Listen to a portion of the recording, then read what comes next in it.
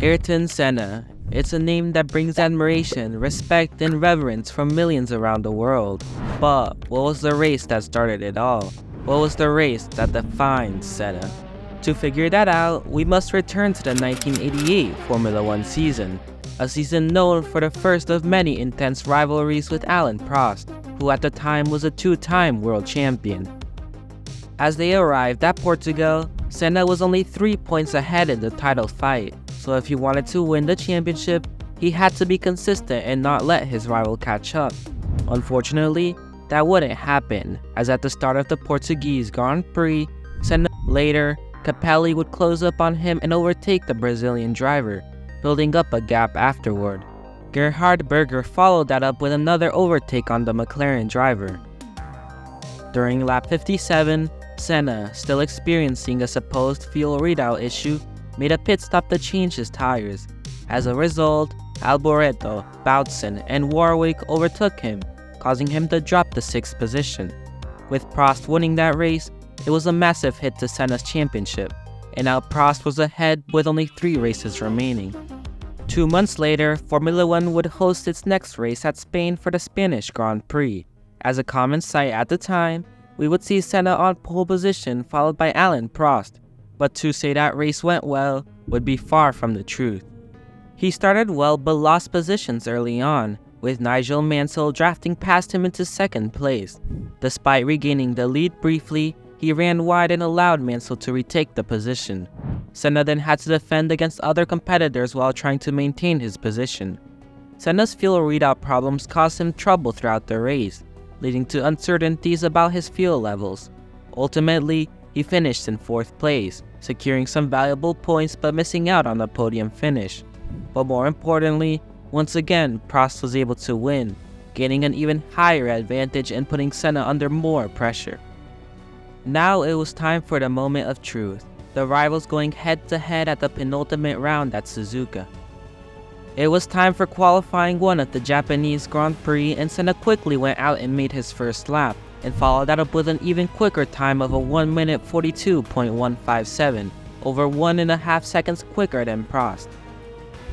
As they headed for the second and final qualifying session, it was time for them to get serious. Prost upped his game and went almost 2 seconds quicker than his previous lap, temporarily putting him on pole. Senna then followed that up with a speedy 1 minute 41.853, taking first from Prost by 0.2. Consequently, Prost quickly went out to set a fast time, but failed and remained behind Senna. As the end of the session emerged, Senna managed to go a 10th faster and claimed the first position on the grid, beating Prost and looking good for the race. Now all Senna had to do is wait. He was nervous. All of his race victories have led up to this day. Would he finally become world champion? That's the question everyone was asking. Senna lined up on the grid, followed by Prost and the other drivers. Senna had his sights on the ultimate crown of motorsport. It was finally his day, and he had to take advantage. Unfortunately, as the lights went out, all of those hopes were quickly lost.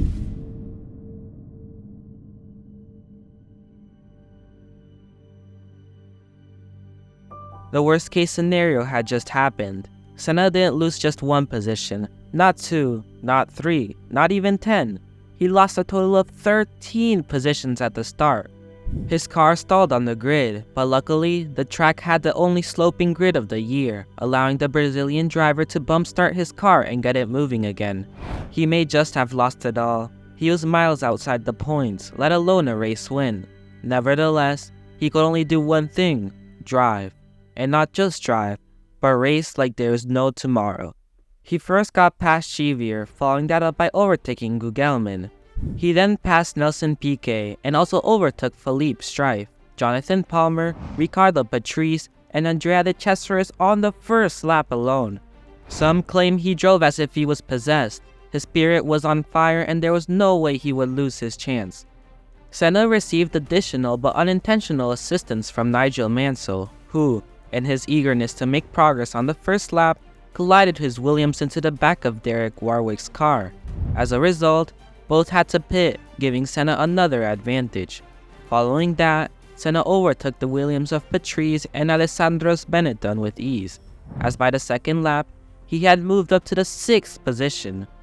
On lap 3, he overtook Thierry Boutsen's Benetton, with Michele Alboretto's Ferrari facing the same fate at the final chicane on the next lap.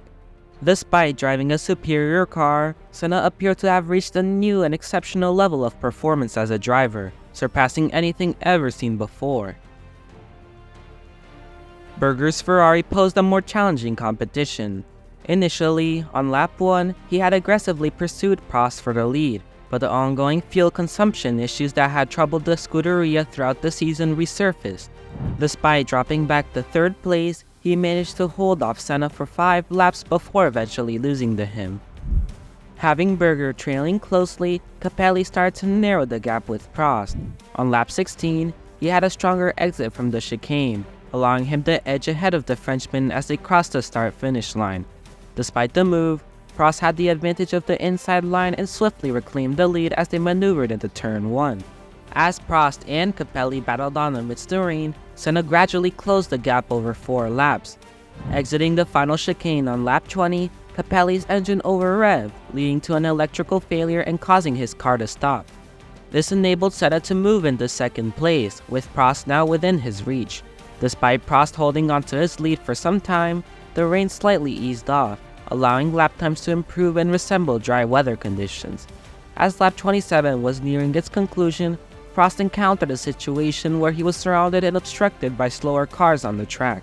During this instance, Prost found himself stuck behind Gugelmin and the Cesaris, who engaged. Senna had just done it. He had now passed his rival for the lead.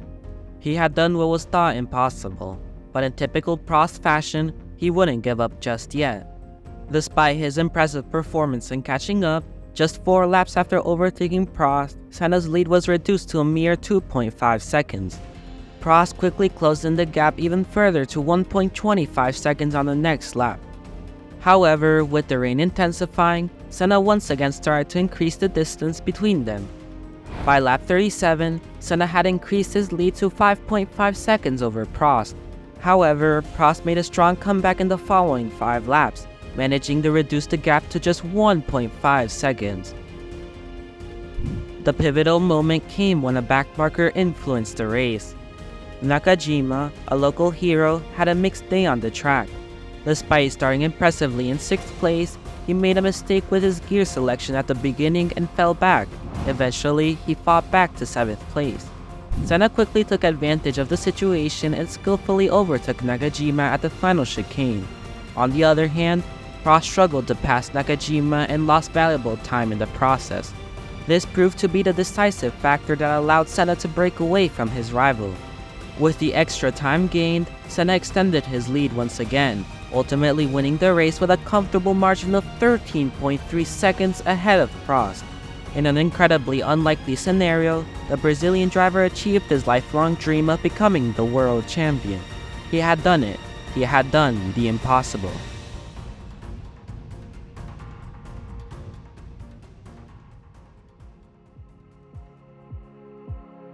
Fans recall the stark contrast between the 2 McLaren teammates after the race.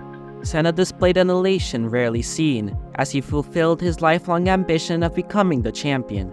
On the other hand, Prost was filled with despair, having lost both the race and the championship that seemed to be within his grasp. The race director remembers the post-race moment when they communicated through the intercom of the car, expressing their emotions.